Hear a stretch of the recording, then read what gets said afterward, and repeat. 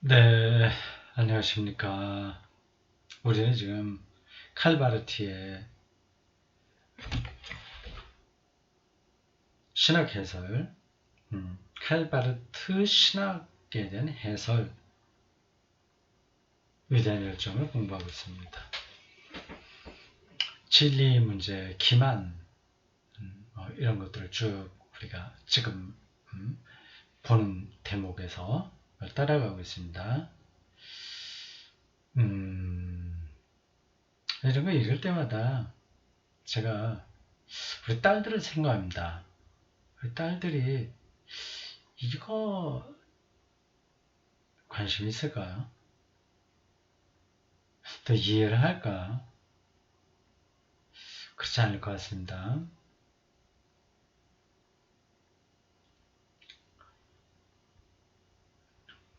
그렇다면 일반 다른 신자들에게도 또 마찬가지 아닌가 생각이 들어요. 그럴 것 같습니다. 꼭 기독교인들에게 필요한 시각 이냐 아니냐 그런 질문인 거죠. 지금 당장 이 코로나19 사태에 먹고 사는 문제도 쉽지 않는데 지금 이거 뭐 진리와 기만 그리고 또 진리 여기 뭐 기만이 진리를 다루는 세 가지 앞선 강의에서 있었던 뭐 그 관점들 이런 것들이 너무 골치 아픈 거예요 사실은. 그냥 정직하게 살고 열심히 일해서 가족끼리 평화롭게 살고 또 무탈하게 이렇게 살면 충분한 거지. 이렇게 그 일일이 다 따지고 분석해갖고 뭐 어떻게 기독교 신앙으로 살아갈 수 있냐, 이게 무슨 얼마나 이게 필요하냐, 그런 질문이 가능합니다.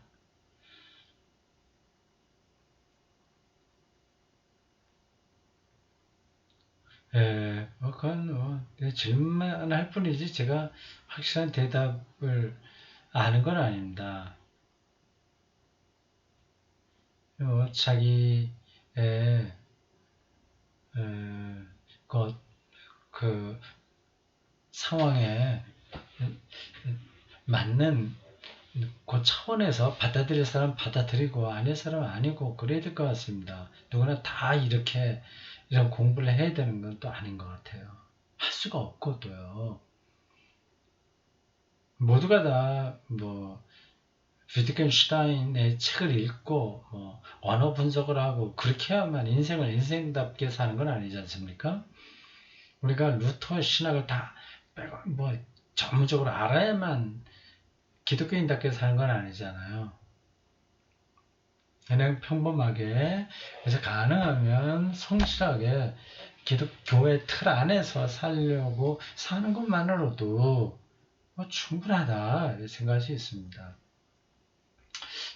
저 개인적으로 이제 설교할 때도 마찬가지인데 그 부분이 제일 고민되는 겁니다.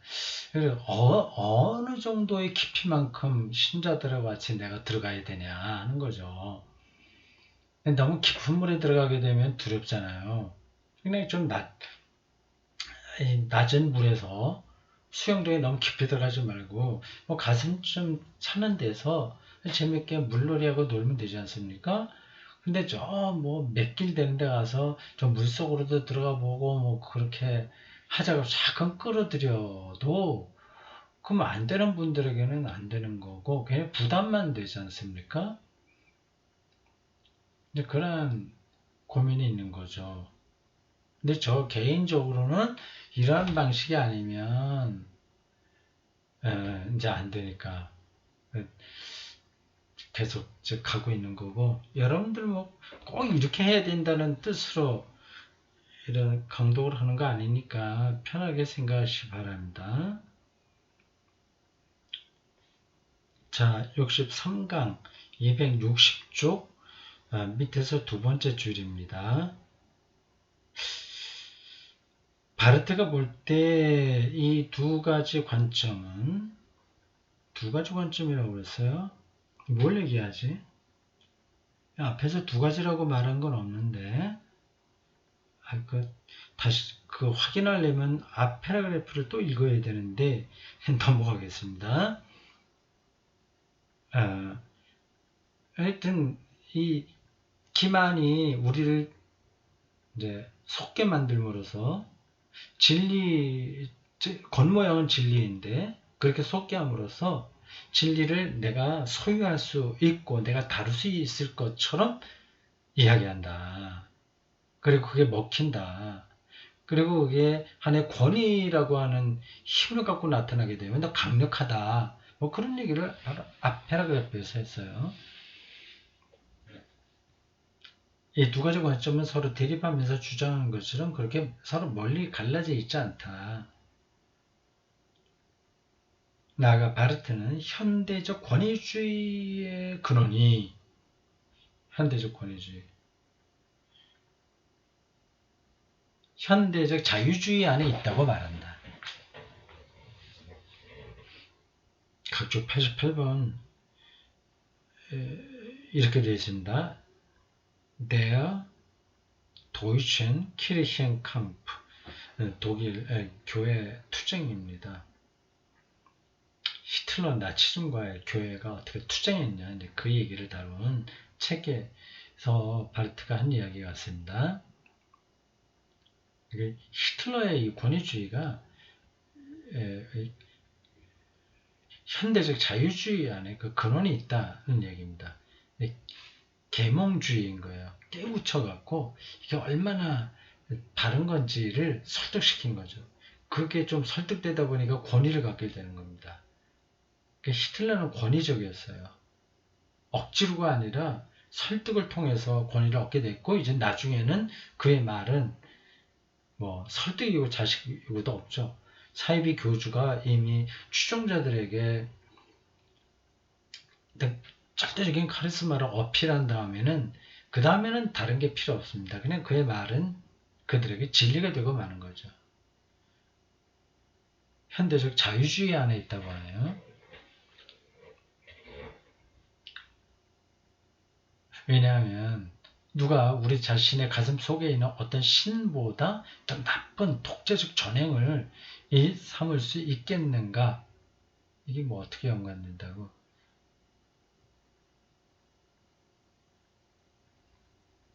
우리 가슴 속에 있는 어떤 신, 그게 이제 내 마음대로 할 거야. 이게 그저 임의로 자의적으로 하는 걸 최고의 가치로 놓는 그런 데서 시작했다는 겁니다. 그리고 비록 그가 외부 세계를 향하여 관용을 베푼다고 해도 그는 관용의 최악의 형태만을 베풀 겁니다. 왜냐하면 그는 자기 자신을 하나님으로부터 분리되어 절대화하는 인간적 주체이기 때문이다.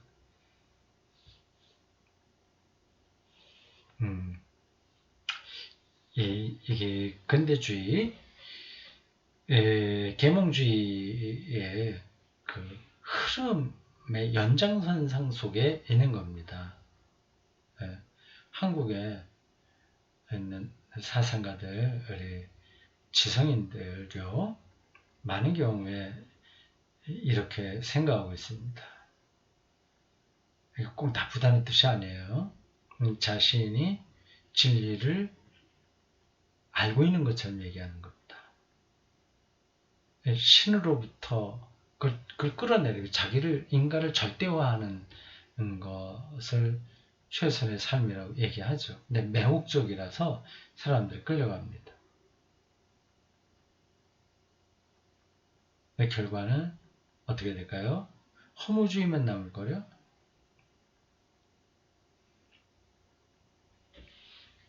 이런 주체의 자유는 주체자유, 진리에 이르지 못한다. 이렇게 말하죠. 진리에 이르지 못하면 결국 공허한 겁니다. 특히 그런 주체의 자유는, 지금 주체의 자유를 누구나 부르짖고 있잖아요. 근데 주체의 자유는 자신의 한계를 설정하는 시도에서 뚝이 터진 것 같다는 사실에서 따라서 독재를 통한 한계 설정에 굴복할 준비가 되어 있다는 사실과 관련하여 그렇다고 말할 수 있다.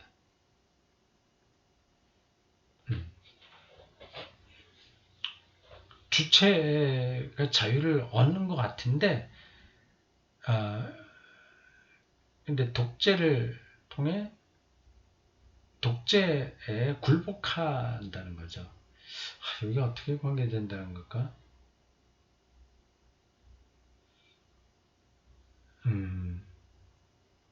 이게 그 당시 독일에서 나타난 현상으로는 이해할 수 있습니다. 주체적 자유를 주장하는 사람들이 다 히틀러에게 굴복했으니까요. 똑똑한 사람들이 다 그렇게 했습니다. 지금은 오늘날로 바꾸면 그 주체적 자유를 생각하는 사람들이 이 자본주의에는 완전히 굴복당하잖아요. 그 얘기죠. 그러니까 진리에 이르지 못하는 거죠. 스스로 절대화하는 주체라는 근원으로부터 스스로를 절대화하는 주체라는 근원으로부터 완전히 그 이상의 계속적인 독재가 이어지는 것이 당연하지 않은가. 이러한 독재의 근원이 밀봉되지 않는 한 그것들은 매 시대마다 같은 일을 할 수 있게 된다. 그것은 다름 아니라 인간이 자신의 심정에 비추어 진리를 여기고 싶은 것을 후견자가 되고 자기가 스스로 나타난다기보다 자기 스스로 결정해서 후견자가 되는 거죠. 저기 오라. 굉장히 그럴듯하게 난 겁니다. 주체의 자유, 내 스스로 자유롭게 결정한 거야 하는 거죠. 진리가 뭔지에 대한 판단, 인식 능력도 사실은 없는 상태에서 그렇게 합니다. 그 아래 진리를 위치시키는 것이다. 그렇게 스스로 진리라고 여기는 것이 자족하는 것은 앞서 말한 진리에 대한 가장 겸허한 순종과 비슷한 것처럼 보일지 몰라도 그들은 낮과 밤처럼 서로 상이하다. 하나님 앞에서 겸손한 거하고 이 자기 진리라고 임의로 판단해서 따라가는 안 거하고 다른 거죠. 여기 자본주의를 숭배하는 거하고 하나님을 숭배하는 건 낮과 밤이 다른 것처럼 다르다. 그 얘기입니다.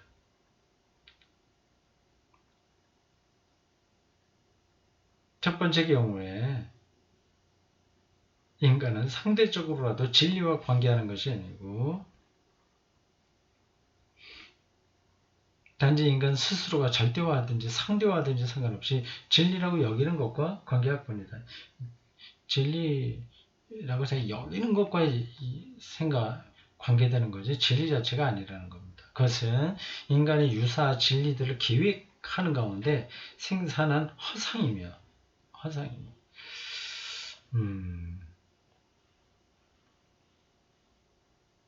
인간이 스스로 만들어 진리라고 말하는 그림이다.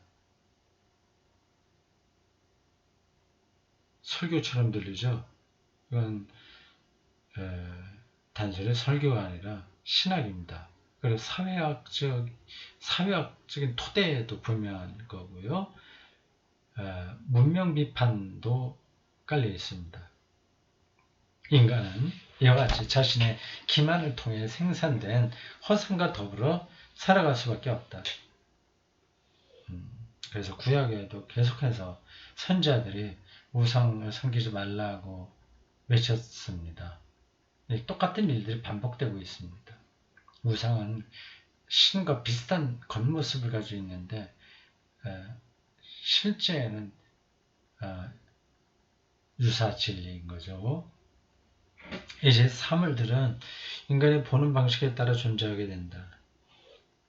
물론 그것은 사물 그 자체는 아니고 하지만 인간과의 관계 안에 있는 사물이다. 인간은 그런 사물을 소유하고 경험할 수밖에 없으며 사물들은 그렇게 인간 이게 작용한다. 바로 이 점에서 볼 때 유사 진리의 작용이 얼마나 강력한지 이해될 수 있다. 유사 진리는 바로 인간을 그 자체 행위자이자 희생자로 만든다는 점에서 강력하다. 행위자이자 희생자. 이것은 한편으로 이렇게 설명될 수 있다. 인간은 그런 허상과 함께 그것이 진리의 냄새를 풍기면 풍길수록 허상이 단지 인간이 만든 모조품이라는 사실을 숨기면 숨길수록 그만큼 더 큰 권력을 휘두르고 사물들을 지배하게 된다. 사물들은 반드시 인간이 보는 그대로 존재해야만 한다. 창조의 능력이 다 말살되는 거죠. 한 도구가 되어버리는 거죠. 도구와 상대와 떨어집니다. 이게 점점 더 앞으로 비슷한 현상으로 나타날 거래요. 인공지능까지 가고 있으니 그 현대인들에게는 인공지능이 거의 신입니다.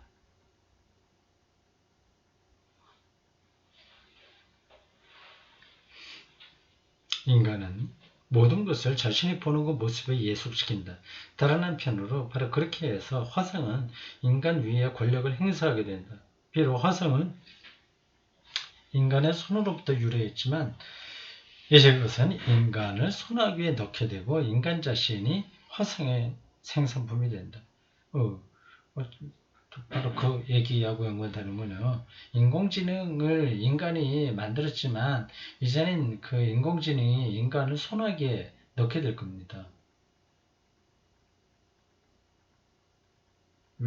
인용한 대목입니다. 바르트가 쓴 책 인용했습니다. 왜곡된 허상 그 자체가 인간 위에 군림하는 실제와 권세가 되는데 인간은 바로 그 허상을 기만을 통해 생산한 자다. 허상이 인간의 현 존재를 지배하고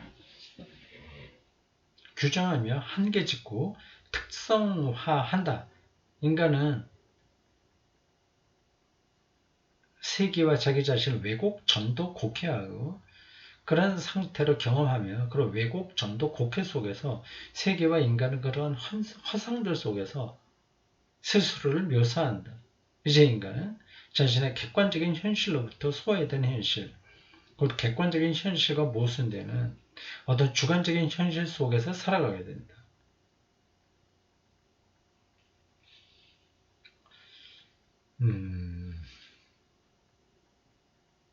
주관적인 현실, 임의적 현실,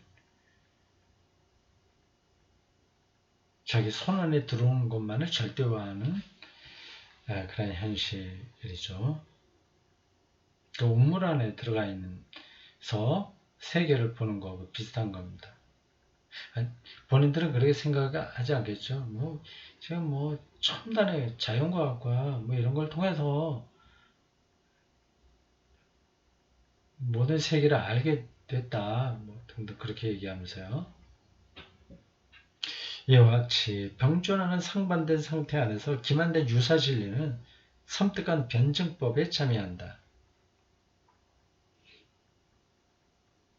유사진리가 그렇게 기승을 부리면 진리가 또 드러나게 되어 있습니다. 그래서 변증법적이라고 표현했을 겁니다. 바르트는 하나님으로부터 소외되었기에 자기 자신으로부터 소외된 인간을 만들어낸 모든 생산물이 그 변증법 속에 있다고 본다. 이미 바르트는 이런 시기에 주님 없는 권세들이라는 표제 아래서 그것을 말한 바 있다. 주님이 없는 자는 우선 하나님으로부터 소외된 인간이다. 그러나 하나님을 도외시함으로써 이 로마서 주석에 썼군요. 젊었을 때인데 참 음악, 시 모든 분야에서 그렇듯이 신학에서도 위대한 학자들은 다 젊어서 이렇게 두각을 드러냅니다. 이런 시각이 30살 내외 때 다 이렇게 풍부했으니까요. 그러나 하나님을 도외시함으로써 하나님의 영역 안에서 하나님을 향해 존재할 수 있는 자유로운 주체가 되는 것 또 포기한 인간이 있다. 그 결과 인간은 끔찍하게 강력한 환상에 파국적인 연쇄 반응을 유발한다.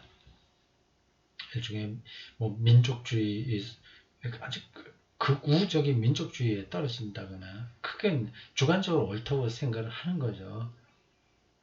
아니 소비 문화에 찌든다거나 과학 만능주의에 떨어지는 것들, 그렇죠. 다시 말해 인간은 절대적으로 존재하기를 원하지만 절대적인 존재, 그게 결국 자기 절대화거든요. 그게 자기 생각하는 대로 그게 진리야 하면 자기가 절대화되는 거죠. 결코 그가 의도한 대로 세계의 주님이 되지는 못한다. 그것은 자신을 주권적인 존재로 내세우는 인간의 신화이고 단지 환상일 뿐이다. 인간이 자신을 그렇게 여길 때, 그러니까 북한의 김정은 이런 친구들은 다 정치적으로 이제 이런 자기 절대화에 떨어져 있으니까 이게 신화하고 환상입니다. 좀 안 되긴 안 됐어요. 근데 인간이 자신을 그렇게 여길 때 더 깊은 자의식으로 그렇게 하면 할수록 그만큼 더 정반대의 사건이 그에게 일어난다. 즉 하나님이 인간을 해방하는 역사 곁에 이제는 인간이 자신의 삶의 가능성들을 해방시키는 역사가 나란히 흐르게 된다. 거기서 더 이상 견딜 수 없게 되는 거겠죠. 후자는 인간 자신의 소원, 노력, 의지를 권력을 통해 제압해가는 역사인데 권력이란 인간 자신의 능력이 지배하는 초월적인 힘을 가리킨다. 그래서 다 높은 자리에 올라가려고 하죠. 제 말 한마디로 수많은 사람들의 운명을 결정할 수 있으니까 인간의 능력들은 이제 인간이 그것을 사용하게 됨으로써 주님 없이 세계 안에 거주하는 권세들이 된다. 물론 인간은 그런 권세들을 지배할 수 있다고 믿는다. 그러나 실제로 그 권세들은 이제 인간의 손을 벗어나며 인간 없이 인간의 배후 및 위에서 그리고 인간에 대항하여 절대적인 힘으로서 제멋대로 행동하게 된다. 독재의 힘, 독재자의 힘이 전체주의의 힘이 그렇게 작동합니다.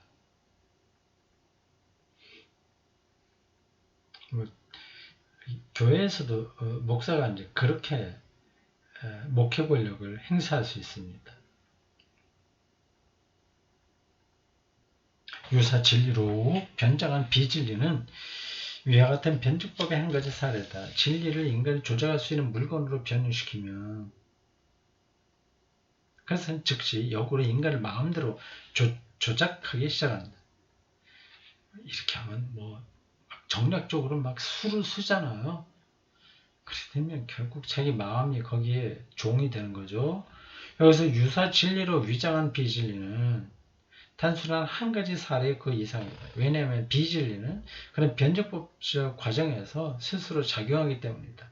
이러한 비진리는 주님 없는 권세들이라고 말했습니다. 왜냐하면 그것들은 단지 겉모습으로만 주님이기 때문이다. 그것들은 인간을 진정으로 자신들의 권세 안에 두지 못한다.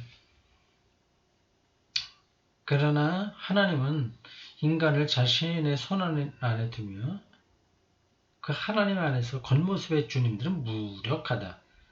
물론 그것들도 인간에 대해서는 권세를 갖는다. 단지 인간에 의해 기만적으로 창작해 놓은 높은 지위에 앉힌 통치권으로서 그렇게 한다.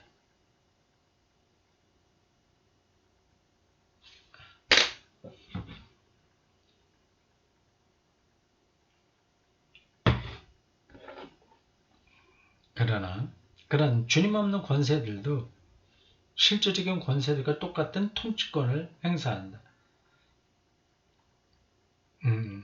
오늘의 거대한 기업이 어떤 통치권을 행사하는지 아시죠? 뭐 그건 거꾸로 노조에도 그렇게 행사할 수 있습니다. 노조가 선한 조직은 아니고 무조건 선한 조직은 아니거든요. 서로 지금 대립하고 있는데 자기를 절대화하는 순간에 유사 진리가 되어버리죠. 그것들은 사회를 지탱할 뿐만 아니라 사회를 추진하며 정치, 경제, 학문, 기술, 문화 안에서 인간의 진보, 퇴보, 정책의 동인과 선도자의 역할을 담당한다. 물론 그런 주님 없는 권세들은 날조된 권세들로서 야수와 같이 방랑하는 주인 없는 짐승들처럼 허위 통치권을 행사한다. 허위 통치권인데 그게 무시무시하죠, 사실은요. 한 가정의 가정을 삶을 이제 파괴할 수 있으니까요. 그것은 하나님의 친인간적인 통치권에 모순되는 반인간적이고 인간을 적대시하는 권세이고 개인에게나 공동체에게나 파괴적일 뿐인 권세다. 그리고 인간이 하나님으로부터 벗어나는 것처럼 그러한 주님 없는 권세들은 인간과 분리됨으로써 그 권위가 작동되니까 인간하고는 거리가 멀어질 수밖에 없습니다. 인간을 극도로 압제하게 되고 인간은 그 권세들로부터 자신의 힘으로는 벗어날 수 없게 된다. 검찰 권력 이런 것들이 이와 같습니다. 거기 있는 사람 하나하나가 뭐 착하거나 또한 잘못됐다거나 그게 아니라 권력 자체가 그런 속성이 있는 거예요. 이게 조심해야 되죠. 우리나라 검찰은 유독히 더 조폭과 비슷한 이렇게 점잖은 조폭처럼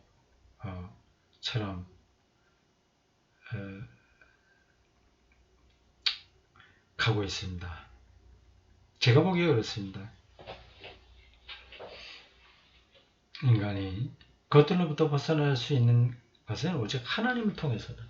인간은 오직 하나님의 화해의 나라와 평화와 진리의 나라가 다가올 때, 그래서 주님 없는 권세들의 실제 모습인 실체화된 허구들로 연기처럼 흩어질 때 그런 권세들로부터 벗어날 수 있다. 이렇게 말을 할 수 있는데 실제로 그 하나님의 화해와 평화, 진리가 온다는 게 뭘까? 그건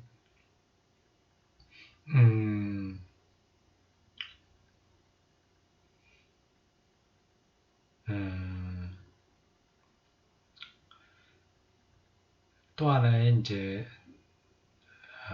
논의해야 될 주제입니다. 그러니까 구체적인 거는요. 근데 복지 문제 예를 들자면 그것도 그 자체만은 선과 악은 아니거든요. 뭐 악이라고 하는 건 없고 필요하긴 하지만 그게 어느 정도까지 어떻게 해야 되냐 하는 것들은 상황에 따라 좀 다른 거죠. 어떻게 그게 인간의 삶을 더 정의롭고 평화롭게 만드는 데 쓰이느냐 하는 쪽으로 간다면 그건 우리가 계속 권장해야 되고, 그게 또 하나의 대중 선절 기술로 떨어지게 된다면 또 문제가 되는 거겠죠. 이것은 주님 없는 권세들이 인간에게서 빼앗은 자유, 인간의 능력을 넘어선 자유를 인간에게 되돌려주기 위한 것이다. 진리 외에 어떤 것, 진리보다 못한 어떤 것은 그 권세들에게 필적하지 못할 것이다. 그 어떤 정화된 생각도, 선한 의지의 노력도, 그 어떤 학문이나 기술도 그 권세들을 당해내지 못할 것이다. 이용당하죠. 그것은 강하게 맞설 수 있는 것은 진리뿐이다. 이건 요한복음에 나와 있듯이 성령이죠. 영. 그렇게 되면 그것도 관념적이란 말이에요. 그걸 이제 더 해석 학적으로 이제 잘 정리하는 게 이제 신학이라고 할 수 있습니다. 예수 그리스도 사건, 로마 제국에 대한 저항, 빌라도에 의해서 십자가에 죽으니 뭐 등등 관계 속에서 어떻게 화상의 권력이 만천에 드러나냐 하는 것들을 더 생각해야 되는 거죠. 그냥 설교조로만 들어서는 이게 아주 실제 리얼리티로 오진 않을 겁니다. 그냥 하느님 우리를 도와주십시오. 성령이 오소서 이렇게 기도하는 거 정도로 끝날 수도 있어요. 그건 아닙니다.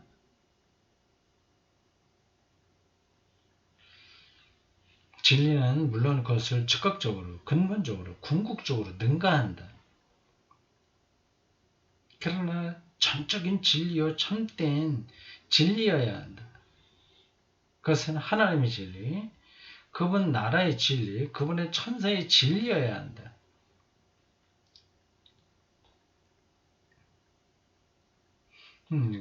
그 진리 논쟁이 필요하겠죠. 이게 내가 진리를 말하는 거야 이렇게 해서는 안 되는 거예요. 거기까지 됐습니다. 주님 없는 권세들은 바로 그 진리의 모방을 목표로 삼았다. 그것을 모방하는 가운데 그렇게 강력하게 되었다. 다른 어떤 진리들은 그런 주님 없는 권세들을 필적하지 못한 오직 하나님의 진리가 그것들을 끝장낸다. 하나님의 진리는 그 진리 그 자체가 스스로 말하게 함으로써 기만을 진리 자신과 구분하며 그렇게 하여 기만으로 드러낸다. 이것이 주님 없는 권세들을 끝장내는 방법이다. 이렇게까지 간다는 게 쉽지 않죠. 진리 자체가 말하게 함으로써 기만을 진리 자신과 구분하게 한다.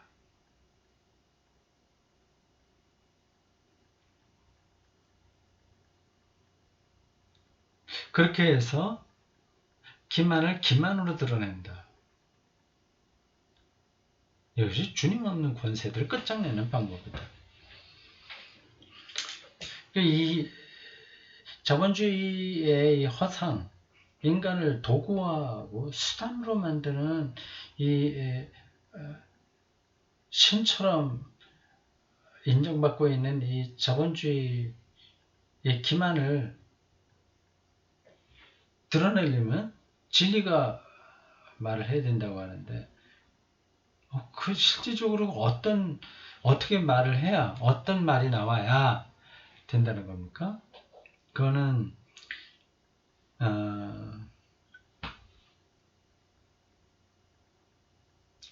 그냥 오지는 않아요. 여기 선지자가 필요합니다. 그러면 선지자가 진리를 드러나게 하는 선지자 아주 극소수죠.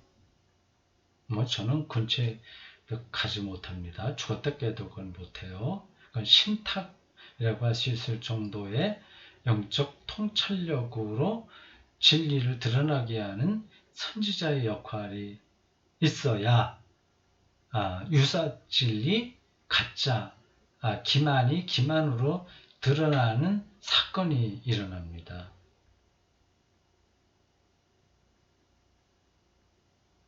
누구나 다 할 수 있다고 생각하시면 안 돼요.